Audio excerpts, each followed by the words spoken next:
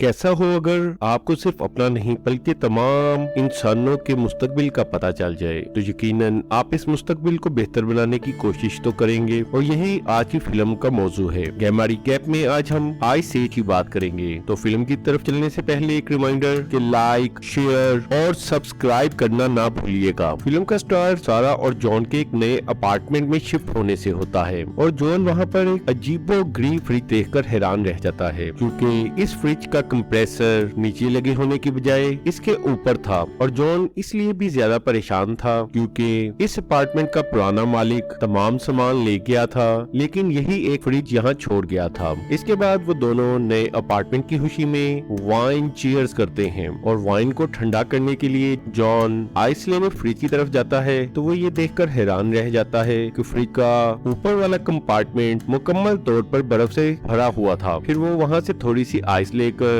अपने गिलास में डालता है और वहीं उसे अपनी जिंदगी का सबसे बड़ा शौक लगता है क्योंकि उस बर्फ में कुछ था। और जब सायरा ने मैग्नीफाइंग ग्लास से उसे देखा तो पता चला कि ये तो एक बहुत छोटा मेमथ है। और हैरानगी की बात तो ये थी कि ये मेमथ आइस एज में हुआ करते थे। इसके बाद सारा फ्रिज के सामने मौजूद बर्फ हटाती है तो वो अंदर का मंजर देखकर हैरान रह जाती है, क्योंकि फ्रिज के अंदर एक इंसानी बस्ती थी जिसमें लोग हमारी तरह ही रह रहे थे और वो लोग बिल्कुल आम इंसानों की तरह थे। लेकिन फर्क इतना था कि उनके कद छोटे थे और वहाँ वक्त बहुत तेजी से गुजर रहा था। और सारा और जॉन ये देखकर हैरान रह गए कि उनके फ्रीजर में तो असली इंसान रह रहे थे और जिनका वक्त आम इंसानों की निस्बत कई गुना ज्यादा तेजी से चल रहा था। और फ्रीजर में वक्त इतनी तेजी से गुजर रहा था कि जब जॉन ने बर्फ निकाली तो वो आइस एज था, लेकिन जब सारा ने फ्रिज के अंदर देखा तो वो मिडिल एजेस तक का जमाना आ चुका था। ये देखकर जॉन और सारा उस मेमथ को अपने मिट्टी के पॉट में दफन कर देते हैं। इसके बाद जब वो दोबारा फ्रिज में देखते हैं तो वो ये देखकर हैरान रह जाते हैं कि वहाँ सब कुछ बदल चुका था और अब फ्रिज में इंडस्ट्रियल एज आ चुकी थी। और उनके देखते ही देखते ये इंडस्ट्रियल एज तरक्की करते हुए बहुत एडवांस सिविलाइजेशन बन गई। और इसकी वजह ये थी कि फ्रिज में टाइम आम जिंदगी की निस्बत सैकड़ों गुना तेज चल रहा था। इसके बाद फ्रिज में दो आदमियों को दिखाया जाता है जो फ्रिज में एक बीम पर बैठे आपस में बात कर रहे थे कि ये दो आदमी कौन हैं जो सालों से हमें देख रहे हैं। असल में जॉन और सारा तो सिर्फ चंद मिनट से वहाँ देख रहे थे, लेकिन चूंकि फ्रिज में टाइम बहुत ज्यादा तेजी से गुजर रहा था इसलिए अंदर मौजूद आदमियों को ऐसा लग रहा था कि जैसे वो दोनों कई साल से वहाँ पर मौजूद हैं। जबकि दूसरी तरफ जॉन और सारा के मुताबिक फ्रिज में मिनी वर्ल्ड का टाइम तो बहुत ज्यादा तेजी से गुजर रहा था और वहाँ वक्त इतनी तेजी से गुजर रहा था कि वहाँ किसी आदमी के पैदा होने से मरने का वक्त आम जिंदगी में सिर्फ चंद सेकंड्स का वक्त था। और आखिरकार फ्रिज में मौजूद इंसान मौजूदा जमाने के मुताबिक मॉडर्न ईरा में दाखिल हो जाते हैं और जॉन और सारा को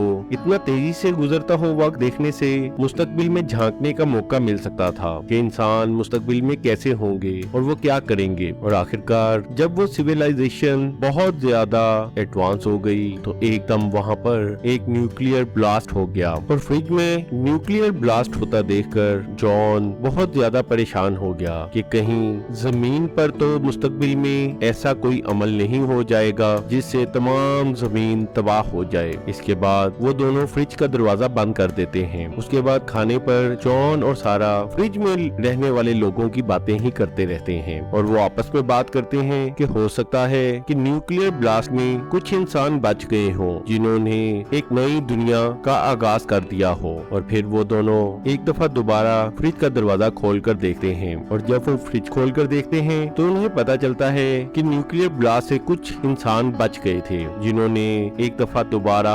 सिविलाइजेशन की बुनियाद डाली। और अब एक दफा दोबारा फ्रिज में रहने वाले लोग बहुत तेजी से इवॉल्व हो रहे थे और इंसान ने इतनी तरक्की कर ली थी कि अब वहाँ पर ऐसी बिल्डिंग्स भी नजर आ रही थी जो सारा और जॉन ने अपनी जिंदगी में कभी नहीं देखी थी। उसके अलावा वहाँ सेंटर में एक खास बिल्डिंग भी थी जिसमें न्यूक्लियर पावर को अच्छे तरीके से इस्तेमाल किया जा रहा था। और देखते ही देखते ये मिनी वर्ल्ड 5000 ईयर्स में पहुँच गया। लेकिन इतनी तरक्की के बावजूद अचानक ही वहाँ पर कुछ अजीब होना शुरू हो गया और वो न्यूक्लियर बिल्डिंग अपने इर्द गिर्द मौजूद बिल्डिंग्स को अपने अंदर एब्जॉर्ब करने लगी और आहिस्ता आहिस्ता उसने तमाम दुनिया को अपने अंदर एब्जॉर्ब कर लिया और एक दफा फिर एक बहुत बड़ा ब्लास्ट हुआ। लेकिन इस दफा ब्लास्ट पहले की तरह नहीं था, बल्कि जॉन ने उस ब्लास्ट की लहरें फ्रिज से बाहर भी महसूस की। जॉन ये ब्लास्ट देखकर परेशान था और वो जानना चाहता था कि अब इंसानों का क्या बनेगा। लेकिन सारा ने उसे तसल्ली दी कि ये उनका मसला नहीं है कि उन इंसानों का अब क्या बनेगा, लेकिन वो ये देखकर खुश थी कि उसने अपना